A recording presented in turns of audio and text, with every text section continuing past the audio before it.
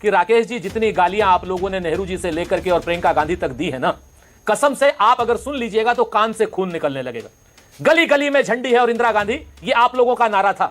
शर्म नहीं आती है आप लोगों को यह बात कहते हुए कि मोदी जी की मां?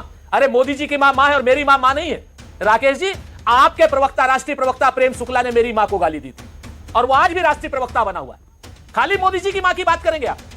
मतलब मुझे कम से कम ये दोहरा और दोगला चरित्र मत रखिए। आप जैसे आदमी से ये उम्मीद नहीं है, बस इतना ही खाली आपको कहता हूं, इससे ज्यादा नहीं कहता। अगर बातचीत में ये लोग बतौले नहीं फोड़ते हैं मानक भाई, तो आज की डेट में अमित शाह जी से माफी क्यों नहीं मंगवा देते? क्यों भगोड़े हो रहे हैं अमित शाह जी संसद के? क्यों भगोड़े हो रहे हैं नरेंद्र मोदी जी संसद के? आज की डेट में क्यों भारतीय जनता पार्टी के अजय आलोक जी जैसे सारे विद्वान प्रवक्ता कह रहे हैं कि अमित शाह जी ने तो अभिनंदन का काम किया है? अरे अभिनंदन का काम किया है तो संसद में अभिनंदन करा दो। पैलेट गन चलवाना अभिनंदन का काम है, लाठी चलवाना अभिनंदन का काम है।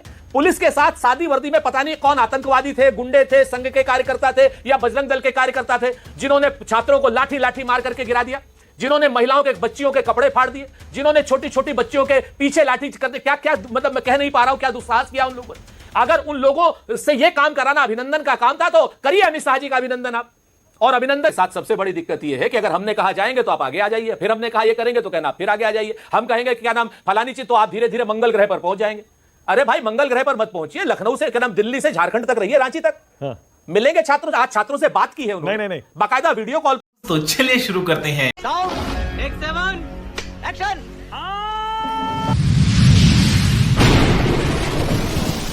नमस्कार दोस्तों, स्वागत है आप सभी का मेरे आज के इस नए वीडियो में। दोस्तों, आज के डिबेट में कांग्रेस के प्रवक्ता सुरेंद्र राजपूत ने बीजेपी के प्रवक्ता अजय आलोक और गोदी एंकर मानव गुप्ता को बहुत ही भयंकर तरीके से धोया है। दोस्तों, बीजेपी के प्रवक्ता अजय आलोक ऐसा दावा कर रहे हैं कि रांची में जो छात्रों का प्रोटेस्ट चल रहा है वहां बीजेपी की सरकार छात्रों के साथ खड़ी है। तो दोस्तों, इसी बात का खंडन करते हुए सुरेंद्र राजपूत ने कहा है कि आपकी सरकार दिल्ली में कहाँ गई थी जब छात्रों के प्राइवेट पार्ट पर लाठी मारी गई थी, उन पर पैलेट गन चलाया गया था, और अमित शाह और मोदी जी कहाँ मुंह छुपाते फिर रहे हैं, संसद में क्यों नहीं आ रहे हैं? ऐसा कहना है सुरेंद्र राजपूत का। तो दोस्तों, आज इसी बात पर डिबेट हुई है। आप सभी ये वीडियो पूरा देखिएगा और अगर आप मेरे चैनल पर नए हैं तो मेरे चैनल को सब्सक्राइब करना मत भूलिएगा। आइए देखते हैं, मजा आएगा। राकेश जी, आपसे शुरू कर रहा हूं। राकेश जी, आप भी मानते हैं काफी नुकसान कर दिया आरएसएस ने और बीजेपी के उन नेताओं ने जिन्होंने छात्रों के आंदोलन को एंटी नेशनल, संविधान विरोधी, गटर, पता नहीं क्या क्या बताया। इसीलिए मोहन भागवत जी को कहना पड़ा राकेश जी अंत में आकर कि यह राष्ट्र विरोधी, संविधान विरोधी नहीं है, बिल्कुल सही आंदोलन है। राकेश जी देखिए, एक बात समझ लीजिए, जब विमर्श का स्तर गिरता है तो कौन क्या बोलता है, बीच के स्तर के, नीचे के स्तर के कार्यकर्ता वो अपनी समझ बनाते हैं, उनको एक भावनात्मक बातें होती हैं और एक दूसरे को फीड करते हैं। महत्वपूर्ण वह नहीं है, महत्वपूर्ण यह है कि प्रधानमंत्री नरेंद्र मोदी जी क्या बोलते हैं और राष्ट्रीय स्वयंसेवक संघ के सरसंघ चालक माननीय मोहन भागवत जी क्या बोलते हैं। ये दो बातें डिस्कोर्स के लाइन को डिसाइड करता है। मैं कुछ बोल दूं इस डिबेट में बैठकर, वह न भारतीय जनता पार्टी का लाइन होगा न संघ का लाइन होगा, लेकिन मैं भावना में बहकर या किसी के प्रभाव में आकर या किसी तात्कालिकता से ग्रस्त होकर मैं कुछ बोल दूं, तो इस तरह से गिरते हुए विमर्श में ऐसी घटनाएं घटती हैं। कुछ लोग यह कह रहे थे कि सरकार के, मैं बता दूं, कुछ लोग यह भी कह रहे थे कि सरकार को जो मैं बात करना चाहता हूं, मोहन भागवत जी ने प्लीज एक सेकंड, बस एक सेकंड, फिर आप कंटिन्यू करें। मैं आपको टोकता नहीं, मुझे इसलिए टोकना पड़ा, आपने कहा कि कौन क्या बोलता है उससे फर्क नहीं पड़ता है। राकेश जी, अतुल लिमाय कोई छोटे मोटे नेता तो नहीं है आरएसएस के? उनका बयान आपको याद है? अगर ना हो तो मैं याद दिला दूं। संविधान विरोधी, देश विरोधी, उन्होंने कहा इस आंदोलन को। राकेश जी, बात तो सही है। देखिए, मोहन जी ने दो तीन बातें कही हैं जो बाय पार्टीजन है, जिसका किसी पॉलिटिकल पार्टी से संबंध नहीं है। वो बात यह है कि किसी भी लोकतंत्र में जब लगातार संवाद चलता है और संवाद के कारण समस्याओं का समाधान होता है, संवाद में किसी भी कारण से रुकावट होती है तो आंदोलन को एक लेजिटिमेट राइट है लोगों को आंदोलन करने का। और यह जो वैधानिकता उन्होंने दी है, इसका संबंध उन्होंने एक बात और जोड़ी है, जिसका संबंध अतुल लिमाय जी ने जो वहां कहा उससे संबंध है कि बाबा साहब अम्बेडकर ने अपने अंतिम भाषण संविधान की सभा में जो एक बहुत महत्वपूर्ण बात कही थी, औपनिवेशिक काल में हमारा विरोध करने का जो तरीका था, जिससे वायलेंट मीन्स था, सत्याग्रह था, नॉन कॉपरेशन था, बहुत आग्रह था, उसको हम छोड़कर संवैधानिक रास्ते से करें। इस आंदोलन के दौरान जो एक हाशिए पर ही लेकिन कुछ ऐसे तत्व और ताकतें थी जिन तत्व और ताकतों का एग्जामिनेशन रिफॉर्म से कोई मतलब नहीं था। 99% बच्चे ईमानदार थे, निर्भीक थे और वो अपने निष्पक्ष मांग को लेकर आए थे, लेकिन उन 1% को लेकर कहा जो कभी कभी आंदोलन को हाईजैक कर लेते हैं। उस संबंध में अतुल लिमाय जी ने कहा था। लेकिन मैं मोहन जी ने जो तीन बातें कही वो से कांग्रेस पार्टी और बाकी लोगों को नोट करना चाहिए कि लोकतंत्र में म्यूचुअल रिस्पेक्ट होना बहुत जरूरी है। और जब म्यूचुअल रिस्पेक्ट नहीं होता है, जो हम संसद में देख रहे हैं कि विपक्ष सदन चलने नहीं दे रहा है, तो फिर एक गतिरोध आता है। उस गतिरोध को तोड़ने के लिए मोहन जी की एक अपील है। दूसरा जो महत्वपूर्ण है भगवान बुद्ध ने एक संदेश दिया था। वो संदेश आज मैं मोहन भागवत जी के उस बयान को भगवान बुद्ध के उस संदेश से जोड़ता हूं। जब अजातशत्रु ने अपने मंत्री को भगवान बुद्ध के पास भेजा था कि वो बच्ची कॉन्फेडरेशन के खिलाफ आक्रमण करना चाहते हैं, लिच्छवी पर आक्रमण करना चाहते हैं, तो उन्होंने जो कहा था कि जिस राज्य में लगातार बैठकें होती हैं, लगातार मीटिंग्स होती हैं, लगातार विमर्श होता है, उस राज्य का पतन नहीं हो सकता है।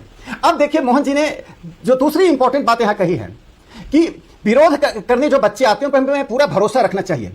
जनता किसी भी कारण से, जायज या नाजायज कारण से यदि विरोध करती है, सरकार के पास आती है, उसे राज्य बनाम जनता के रूप में नहीं देखना चाहिए। जिस सहजता के साथ डायलॉग हुआ, जिस सहजता के साथ उनकी मांगों को मान लिया गया, पूरे लोकतांत्रिक इतिहास में ईगो को छोड़कर ऐसे इतनी जल्दी राज्य अपने ईगो को नहीं छोड़ती है। एक मंत्री को हटा देना, उनकी सब मांग को मान लेना, सदन में नया कानून बना देना, तो मुझे लगता है डेमोक्रेसी के इवोल्यूशन का, लोकतंत्र के का जो एक प्रगतिशील बढ़त है, उसमें मोदी जी का योगदान है। कि पूरे दुनिया के लोकतंत्र में सरकार बनने के बाद जो लोग जनता से भीख मांगकर वोट मांगते हैं, सरकार बनने के बाद जनता से दूरी बना लेते हैं, जनता के हर प्रोटेस्ट को राज्य के खिलाफ एक आक्रमण मान लेते हैं। नरेंद्र मोदी जी ने उस सिद्धांत को तोड़ दिया। ये सिर्फ इंग्लैंड के लिए, अमेरिका के लिए, जापान के लिए, फ्रांस के लिए, ऑस्ट्रेलिया के लिए, सिर्फ भारत के लिए नहीं। वही कारण था कि 1974 में जब बिहार के बच्चे शिक्षा में सुधार के लिए निकले तो अब्दुल गफूर की सरकार, कांग्रेस की सरकार ने लाठी गोली से जवाब दिया। इंदिरा गांधी ने आंदोलनकारियों को जेल में बंद कर दिया, देश में आपातकाल लागू कर दिया। ये रिवर्स डेमोक्रेसी था। लोकतंत्र बात तो सही है। को 100 साल इंदिरा गांधी ने पीछे करने की कोशिश की। आज नरेंद्र मोदी जी और इंदिरा गांधी के दो रेजिम की तुलना कर लीजिए। दो जन आंदोलन। अच्छा राकेश जी, ठीक है राकेश जी, ओके, पीएम ने छात्रों से संवाद भी शुरू कर दिया। मोहन भागवत जी ने कहा बिल्कुल सही आंदोलन है। तो नितिन नवीन जी कुछ वायरस ऐसा कुछ कह रहे थे, कंगना जी गटर कर रही थी, रमेश बिधूड़ी कह रहे थे वो पंक्चर बनाने वाले वहां पर आए हुए थे, और भी है 2-3 बयान आपके, तो वो भी मैं आपको बता दूं। ये कंफ्यूजन है बीजेपी संघ में, कंफ्यूजन, या अब ये डैमेज कंट्रोल हो रहा है राकेश जी? देखिए कोई कंफ्यूजन नहीं है। जब देखिए एक ऐसी स्थिति आती है मानक जी, मैं अभी आपके घर के बाहर आके नारे लगाना शुरू कर दूं तो शायद आप कभी कभी ऐसे प्रतिकार करेंगे जो प्रतिकार स्वयं आप स्वीकार नहीं करेंगे।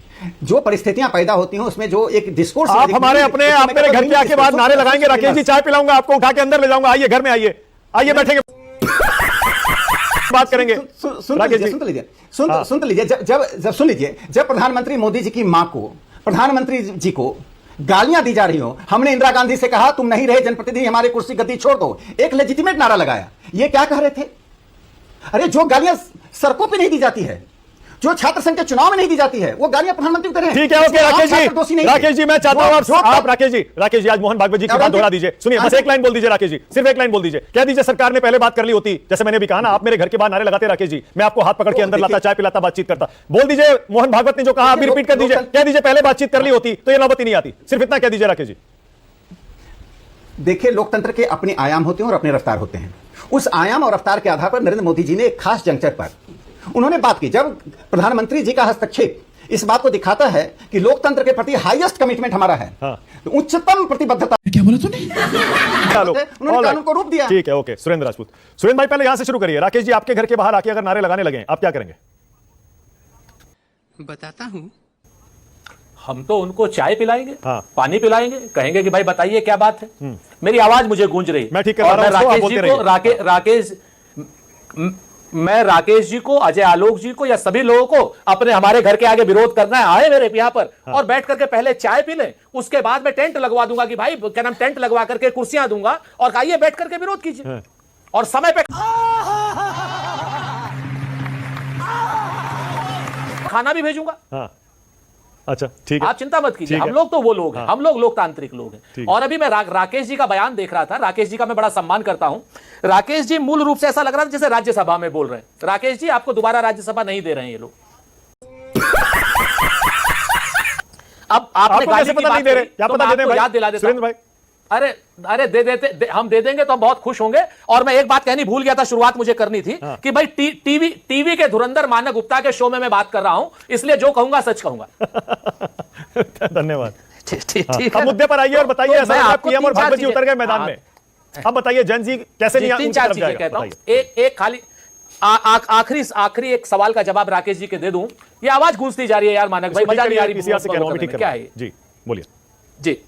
मैं खाली राकेश जी को इतना बता दूं कि राकेश जी जितनी गालियां आप लोगों ने नेहरू जी से लेकर के और प्रियंका गांधी तक दी है ना, कसम से आप अगर सुन लीजिएगा तो कान से खून निकलने लगेगा। गली गली में झंडी है और इंदिरा गांधी, ये आप लोगों का नारा था। शर्म नहीं आती है आप लोगों को यह बात कहते हुए कि मोदी जी की मां? अरे मोदी जी की मां है और मेरी मां नहीं है।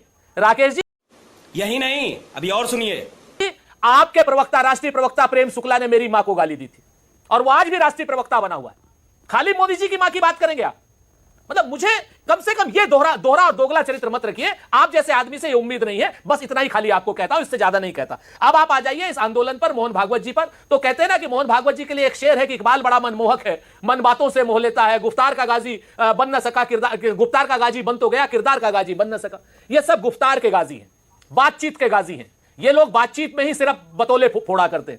अगर बातचीत में ये लोग बतौले नहीं फोड़ते हैं मानक भाई, तो आज की डेट में अमित शाह जी से माफी क्यों नहीं मंगवा देते? क्यों भगोड़े हो रहे हैं अमित शाह जी संसद के? ये बड़ी अच्छी बात कही आप।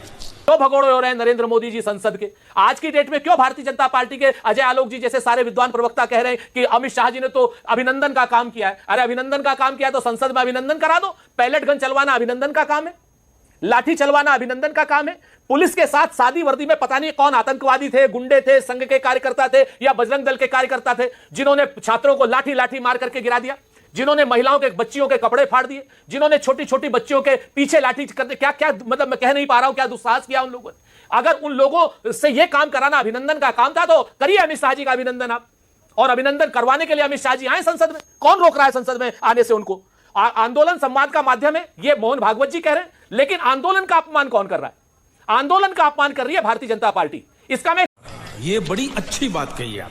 प्रत्यक्ष उदाहरण देता हूं। हमारी सरकार के खिलाफ आंदोलन हो रहा है और नेहा बोरा, जो ऐसा कि हमारे में दल की नहीं है, वो आंदोलन का समर्थन करने गई। एबीवीपी के छात्रों ने उसके ऊपर स्याही फेंकी। एबीवीपी के छात्रों ने स्याही फेंकी है। चुनौती के साथ कह रहा हूं। ये कौन सा वो हो गया? कल तक तो सारा मीडिया नोएडा का आपको छोड़ करके सारा का सारा मीडिया कह रहा था कि भाई वो दिल्ली के जंतर मंतर वाले नहीं आ रहे हमारे समर्थन में। वहां पर सारे के सारे लोग पहुंच गए, राहुल जी ने समर्थन कर दिया। अब आप नेहा बोरा के ऊपर लाठकरम स्याही फेंकेंगे? अच्छा, ये राहुल गांधी जी ने सिर्फ वीडियो से समर्थन क्यों किया है? वहां आपकी सरकार है, अगर सही मायनों में आप छात्रों के साथ है तो जाना चाहिए राहुल जी को, क्यों नहीं जा रहे? बिल्कुल जाएंगे, बिल्कुल जाएंगे। हाँ। बिल्कुल जाएंगे। कल छात्रों की गूंज हो जाने दीजिए, उसके बाद अगर वहां जरूरत पड़ेगी तो राहुल गांधी वहां मिलेंगे। अच्छा ठीक है, मतलब जाएंगे, आप बताइए, मतलब जाएंगे सुरेंद्र भाई, जाएंगे और अपनी जाएंगे। सरकार के खिलाफ धरने पर बैठे छात्रों के साथ धरने पर बैठ जाएंगे, लेकिन छात्रों की मांगे नहीं मनवाएंगे। जली ना, तेरी भी जली ना। फिर आपके साथ सबसे बड़ी दिक्कत यह है कि अगर हमने कहा जाएंगे तो आप आगे आ जाइए, फिर हमने कहा ये करेंगे तो कहना आप फिर आगे आ जाइए। हम कहेंगे कि क्या नाम फलानी चीज, तो आप धीरे धीरे मंगल ग्रह पर पहुंच जाएंगे। अरे भाई मंगल ग्रह पर मत पहुंचिए, लखनऊ से क्या नाम दिल्ली से झारखंड तक रहिए, रांची तक। हाँ। मिलेंगे छात्रों। आज छात्रों से बात की है उन्होंने, नहीं। बाकायदा वीडियो कॉल पर बात की है, उनकी मांगों को समर्थन दिया है। और एक हम लोगों ने, हेमंत सोरेन जी ने 4 कैबिनेट मिनिस्टर की उसमें एक 4 सदस्यीय समिति बना दी है। 11 सदस्यीय समिति छात्रों की बन गई है। दोनों हमने छात्रों से पूछा कि बताइए आपके धरना स्थल पर आकर के बात करनी है कि आप कहां आएंगे या आप न्यूट्रल जगह पर आएंगे? छात्रों ने कहा है कि हमें 1 दिन का समय दीजिए, हम 1 दिन के समय में आपको बताते हैं। बॉल छात्रों के कोर्ट में। तो सारी की सारी बातें छात्रों के साथ संवाद चल रहा है। आप बताइए कि 3 महीने जब छात्र यहां पर बैठे थे, जब यहां पर धरना आमरण अनशन शुरू हुआ था, आमरण अनशन से पहले से लेकर के और 20 दिन तक क्या एक बार भी छात्रों के साथ नरेंद्र मोदी की सरकार ने संवाद किया क्या? बताइए ना। डॉक्टर अजय आलोक, अनशन के 20 दिन हो गए तब भी बोलिए भाई। संवाद डॉक्टर अजय आलोक स्टूडियो में। आनंद दुबे आ गए। आनंद दुबे, कैसे आनंद दुबे? आशीर्वाद। ये बताइए, मोहन भागवत जी के इस पूरे इवेंट पर जो कल था और पीएम भी उतरे हुए हैं मैदान में, लग रहा है आपको डैमेज कंट्रोल हो रहा है या फिर छात्रों से किस तरह कनेक्ट करना है, उनको कैसे अपनी तरफ करना है, ये जल्दी समझ लिया इन लोगों ने? मानक भाई नमस्ते, सभी को सादर प्रणाम। ए जी, ओ जी, लो जी, सुनो जी, मैं हूं मनमोजी और मैं भी स्वयं एक समय था जैन जी। क्या बात है सर, क्या बात है सर, क्या बात, ये बात है। तो जैन जी की भावना का आदर आपको, हमको, मोहन भागवत जी को, नरेंद्र मोदी जी को, राहुल गांधी जी को, उद्धव ठाकरे जी को, अखिलेश यादव जी को, सभी को हम सबको करना होगा मानक भाई। उसका कारण है कि जैन जी मोबाइल के युग में, सोशल मीडिया के युग में अपना अच्छा बुरा जल्दी जान रहा है। जैन जी ये चाहता है कि मेरे देश की स्कूली शिक्षा विश्व के सबसे अच्छी स्कूली शिक्षा से ज्यादा अच्छी हो। जैन जी चाहता है कि हमारे यहाँ सभी के हाथों में काम हो और सभी के कामों को अच्छा दाम हो। जैन जी ही नहीं, अगर इस धरती पर, इस देश में रहने वाला कोई भी आम नागरिक अन्याय के खिलाफ अपनी आवाज उठाएगा तो आपको सुननी होगी। आज चलिए जैन जी की बात हो रही है मानक भाई, कल क्या मिलेनियम अगर कोई आंदोलन करेगा तो आप नहीं सुनेंगे? सुनना पड़ेगा। सरकार की यहां चूक हुई है। हम तो धन्यवाद देंगे आदरणीय मोहन भागवत जी को कि चाहे नरेंद्र मोदी जी को, दोनों ही जन देश के बड़े नेता हैं और उन्होंने जैन जी से संवाद शुरू कर दिया। मुझे आपका समझ में नहीं आता। शिवसेना उद्धव ठाकरे गुट में संजय राउत कुछ कहते हैं, आनंद दुबे कुछ कहते हैं। भाई लाइन तो तय करिए पार्टी की। पार्टी की लाइन क्या है? पार्टी की लाइन यही है, देशभक्ति। हाँ, ठीक है, समझिए। उल्टा वो अलग बोल रहे हैं। आप अलग बोल रहे वो बड़े हैं, नेता आदित्य ठाकरे अलग बोल वो रहे बड़े हैं। नेता हैं, सांसद हैं। मैं तो सिर्फ ये कहूंगा ना कि अगर मेरे जेनजी कोई अन्याय के खिलाफ आवाज उठा रहे हैं तो आपको सुनना होगा।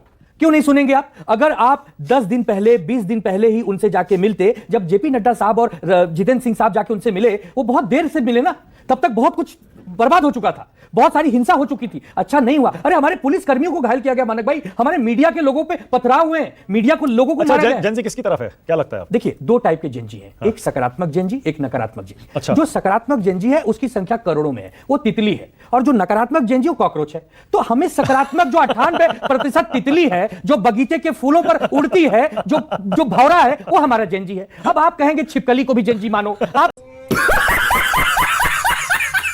कहेंगे कि पता नहीं और किसको भी जेंजी मानो, ऐसे नहीं होता। हमारा जेंजी मधुमक्खी है, हमारा जेंजी फूलों के बीच में रहता है। 98% है वो। 98% है। और ये जो हल्के पुल्के हैं, जो आपदा में अवसर ढूंढ रहे ऐसे मत हैं, बोलिए भाई, 2% भी हैं अपने ही लोग। अरे लेकिन अपने ही हैं, लेकिन वो अराजकता अगर फैलाएंगे, इस देश को तोड़ने की बात करेंगे, डफली लेके देश विरोधी नारे लगाएंगे, वो हमारे जेंजी नहीं तो होते। ये 98% में कितने कितने किसकी तरफ हैं? मोदी जी की तरफ, संघ की तरफ कितने हैं? राहुल जी की तरफ कितने हैं? 98% जेंजी सरकार से नाराज है। मैं बहुत गंभीरता से कह सकता हूं, 98% जेंजी अजय आलोक जी की पार्टी से नाराज है। क्यों नाराज है? उसके पीछे कारण है। जिसकी जिम्मेदारी होती है, सवाल आदमी उसी से पूछता है। आनंद दुबे से सवाल जेंजी क्यों पूछेगा जब मैं सत्ता में नहीं हूं, मेरे लिए मतदान नहीं हुआ है? मतदान तो जेंजी के माता पिता ने किया है मोदी सरकार के लिए, अच्छे दिन लाने वाले के लिए। तो सवाल भी अजय आलोक जी की पार्टी से पूछेंगे। और मुझे खुशी है कि अजय आलोक जी तो गंभीर प्रवक्ता है, वो मुस्कुरा के मेरा जवाब देंगे, वो थोड़ी मुझसे लड़ेंगे, वो थोड़ी गाली गलौज क्या करेंगे। पूछना चाह रहे हैं, पूछिए। मैं अजय आलोक जी आपसे यही पूछना चाहता हूं, आपकी सरकार से पूछना चाहता हूं कि मेरे देश के सरकारी स्कूलों की स्थिति कब सुधरेगी? मेरे देश का जो अभी बच्चा है, जो अभी जेंजी है, वो स्कूल तो पढ़ना चाहता है प्राइवेट में, लेकिन जब वही पढ़ के बड़ा होता है तो दाखिला चाहता है सरकारी कॉलेज में। क्यों नहीं? आईएएस, आईपीएस नेता, मंत्री, उनके बच्चे सरकारी स्कूल में पढ़े। जैसे आनंद दुबे को गर्व है, मैं पढ़ा हूं सरकारी स्कूल में, शायद अजय आलोक जी भी पढ़े होंगे, आप भी पढ़े होंगे। हमें गर्व होता है कि हमारी सरकार वो सुविधा हमें दे, अच्छी चिकित्सा। अच्छा ये टीवी पर तो बोलने में बड़ा अच्छा लगता है कि 98% जेन जी सरकार के खिलाफ है, मोदी जी से नाराज है, संघ की बात नहीं सुनेगा। वोट तो खूब दे रहा है, भर भर के वोट दे रहा है, नहीं अभी दे रहा तो है। जेंजी वोट देने लायक होगा इस साल 2029 में। जो जेंजी की उम्र 16-17 साल है, 18 साल है, वो बेचारा ने अभी केंद्र का मतदान कहां किया है, अब करेगा। अगर आप उसकी बात सुनोगे, आपके फेवर में करेगा, नहीं सुनोगे तो निपटा देगा। ओके अजय आलोक, बात तो सही है। बोलिए भाई, आपकी बारी, डॉक्टर अजय आलोक, बोलिए। शुरू गई थी माना, I hope I am clear. हाँ आवाज आ रही है, बोलिए। हाँ बस फिर से लेकिन इको कह रहा था कि राहुल गांधी जी के घर के बाद साधु लोग प्रदर्शन कर रहे थे, चाय पानी तो दूर, उनके प्रदर्शन पे अफसोस जताना तो दूर, पुलिस बुला के जेल में भेज दिया। जबकि नेता विपक्ष है, सत्ता में होते तो पता नहीं क्या करते। बड़ा आसान है सब कुछ कहना, नहीं गूंज है, हम इससे करेंगे, जेनजी हमारे खिलाफ है, कुछ इतिहास भी पता है। युवाओं से संवाद, जेनजी से संवाद आप लोगों ने आज करना शुरू किया है। एक बात मैं बता दूं कि अखिल भारतीय विद्यार्थी परिषद ये आरएसएस की ही एक अनुष्ठान है, ये भारतीय जनता पार्टी का भी नहीं है, ये आरएसएस की ही विंग है। और इसमें बच्चे 16 साल 17 साल से ही नामांकन करना शुरू कर देते हैं। 1,35,00,000 सदस्य हैं रजिस्टर्ड, 6,500 जिलों में हैं, और हमें जेनजी सिखाने, जेन अल्फा, जेन मिलेनियम। अद्भुत है। ये संवाद क्यों किया गया? ये संवाद इसलिए किया गया क्योंकि बच्चों ने इनवाइट किया था मोहन भागवत जी को कि हम आपसे सुनना चाहते हैं कि सरकार हमारे बारे में क्या सोचती है। सरकार का एहतराम होता है, लेकिन सरकार जनता द्वारा ही बनती है। 20 दिन तक ना कॉकरोच जनता पार्टी ने, ना किसी ने एक भी मांग नहीं की कि सरकार से वार्ता हो। सिर्फ अपनी मांग लेकर बैठे रहे, सोनम वांगचुक भूख हड़ताल पर बैठ गए, पुलिस टीम ने कहा इनकी हालत खराब हो रही है, सरकार ने उठाकर हॉस्पिटल में भर्ती करवाया, हाईकोर्ट के निर्देश में मेदांता में चले गए। हर चीज एक सिस्टम से हो रहा था। ये सब माहौल तक गड़बड़ाया जब हिंसा फैलाई गई, संसद की तरफ जबरन मार्च किया गया और निश्चित तौर पर हिंसा हुई। और कहीं ना कहीं देश विरोधी ताकत, अराजक ताकत इसका फायदा न उठा लिया, इसलिए इस्तीफा भी हुआ, मंत्रियों ने जिम्मेदारी भी समझी, बातचीत भी शुरू की गई, और एक कहीं ना कहीं जो एक बैरियर लग गया था उसको तोड़ा गया। ये सरकार की जिम्मेदारी थी। हम किसी समय भी अपने देश में एक अराजकता की स्थिति उत्पन्न नहीं होना चाहते। विनोद अंग्रेजी बोल बोल के कैसे बात को घुमाया जाता है, खासकर जब इनपुट्स भी हमें मिल रहा हो कि ऐसी स्थिति उत्पन्न करने की पैदा की जा रही है। अब आप देखिए, पंजाब में अमृतसर पुलिस कमिश्नर का ट्रांसफर कर दिया गया, क्योंकि परसों उन्होंने प्रेस कॉन्फ्रेंस करके कहा था कि जगदी के नजदी आंदोलन में नो टेररिस्ट एक्टिविटी करने के हिसाब से लोग आ गए, आज उनका ट्रांसफर हो गया। आपका विमर्श क्या है? विमर्श क्या है? आपने सुधार कितने किए हैं? हम तो 12 साल में रिकॉर्ड लेके डिबेट में बैठने को तैयार है, आई ना बैठिए। आनंद दुबे तो हमारे साथ सरकार चला चुके महाराष्ट्र में 10 साल। कितने सरकारी स्कूल हमने महाराष्ट्र में ठीक किए? आज मुझे कहने बताएं कितने सरकारी स्कूल ठीक हो गए? जब हालत है, विपक्ष में आते ही अपने कामों को भूल जाते हैं। एजुकेशन मिनिस्टर शिव सेना का था, थोड़ा लेट कुछ भी सिर्फ हम छात्रों के साथ। अच्छा ठीक है, ओके। सुरेंद्र राजपूत बोलिए। सुरेंद्र भाई आपकी बारी, बोलिए। सुरेंद्र राजपूत क्या कह रहे हैं? सुरेंद्र, दो चीजें हैं मानक भाई। एक तो आप फैक्चुअली गलत कह रहे हैं। पहली बात तो छात्रों की गूंज शुरू नहीं, छात्रों की गूंज 3 महीने 4 महीने पहले से शुरू है। पहला कार्यक्रम कोटा में हुआ था, दूसरा कार्यक्रम देहरादून में हुआ था और तीसरा कार्यक्रम इलाहाबाद यानी प्रयागराज में हो रहा है। और नीट पेपर लीक के खिलाफ हमारी एनएसयूआई, हमारा यूथ कांग्रेस पूरे देश में गांव-गांव गया, पांव-पांव गया, नगर-नगर गया, डगर-डर गया और सौभाग्य से और किसी चैनल ने दिखाया हो ना दिखाया हो, लेकिन आप लोगों ने दिखाया था। ठीक है, समझ गया। तो ये छात्रों की गूंज राहुल गांधी ने इलाहाबाद से नहीं शुरू की है। एक फैक्चुअल करेक्शन इस बात का कर लीजिए। दूसरी चीज जो अजय आलोक जी लगातार एक बात कहते हैं, विषयांतर मत कीजिए आलोक जी। आप बताइए कि संसद आप क्यों नहीं चलने दे रहे? आप बताइए कि क्या नाम अमित शाह जी अगर पैलेट गन चलाने के जिम्मेवार नहीं है तो जिम्मेवार क्यों है? अमित शाह जी असक्षम है, नाकारा है या निकम्मे हैं? ये आप बता दीजिए। या अमित शाह जी ने अगर आदेश दिया है तो वो अधिनायकवादी है? क्या है? दोनों स्थितियों में, एक स्थिति में उन्हें इस्तीफा दे देना चाहिए और दूसरी स्थिति में उन्हें बर्खास्त हो जाना अच्छा, ठीक है, चाहिए। प्रियंका तीसरी कक्कड़, बात, ओके, अभी अगर अजय आप आलोक कहते हैं अमित शाह जी ने अच्छा काम किया है, अगर अमित शाह जी ने अच्छा काम किया है तो संसद में बुला करके उनका अभिनंदन कीजिए। ठीक है, ओके, प्रियंका कक्कड़। प्रियंका, पहले मैं चाह रहा हूं कि बाकी मुझे पता है आपके पास बोलने के लिए बहुत कुछ होगा। ये राहुल गांधी के छात्रों की गूंज कार्यक्रम के बारे में आपका क्या सोचना है? क्या राय है आपकी? हम सुन रहे हैं बहुत भीड़ आ रही है। गुड लक टू देम मानक जी, सभी को नमस्ते, good luck to them. I think आज छात्र इतना इवॉल्व हो चुका है कि वो अपने मुद्दे खुद उठा सकता है और हमने हाल ही में ऐसा देखा। मैं मोहन भागवत जी पर भी बोलना चाहूंगी। बिल्कुल आपने कहा बोलने को बहुत कुछ है, सही बात है। 12 साल बाद 12 साल की सरकार के बाद फाइनली मोहन भागवत जी को बीजेपी की शिक्षा में कमियां दिखने लग गई। यहाँ पर अजय आलोक जी की भाषा को सुनकर मुझे फिर क्लियर हो गया, ये गुड कॉप बैड कॉप खेल रहे हैं। बीजेपी तो बिल्कुल बैड कॉप हो चुकी है, उनको कोई पसंद नहीं कर रहा और ये बात मैं काफ़ी टाइम से कह रही थी। बीजेपी का ग्राफ बहुत ही बुरी तरह डाउन है और ये एक छात्र आंदोलन तो एक उसका टिप ऑफ द आइसबर्ग है। इससे पहले भी बहुत सारे मुद्दे थे, चाहे मैन्युफैक्चरिंग का घटना हो, चाहे महंगाई का बढ़ना हो, चाहे ट्रंप के नीचे झुक जाना हो, ये सब मुद्दे चल ही रहे थे। This is just the tip of the iceberg. Ajay Alok ji का धन्यवाद कि उन्होंने एक्नॉलेज किया कि पंजाब पुलिस ने वो काम कर दिखाया जो अमित शाह जी की पुलिस नहीं कर पाई और एक बार फिर सारे जो इलीगल काम करना चाहते थे वो सिर्फ उनके बीजेपी या आईएसआई लिंक से निकलते हैं। एंड पंजाब पुलिस का इसके लिए कांग्रेचुलेशंस। जहां तक ये बड़ी अच्छी बात कही आप। शिक्षा की बात है, ये किसी से नहीं छुपा कि आम आदमी पार्टी लगातार शिक्षा के ऊपर काम कर रही थी और ये अरविंद केजरीवाल जी की कोर आइडियोलॉजी है। And I am not saying it because I am from this party, but this is the one reason that I am connected with this party, क्योंकि shiksha is the utmost important subject to Arvind Kejriwal ji. उसका प्रमाण पहले हमने दिल्ली में काम करके दिखाया। उसका सिंपल आंसर तो ये हो जाता है कि मेलानिया ट्रंप को भी दिल्ली ही भेजना पड़ा था, उनको सरकारी स्कूल दिखाने को, गुजरात में नहीं मिले थे।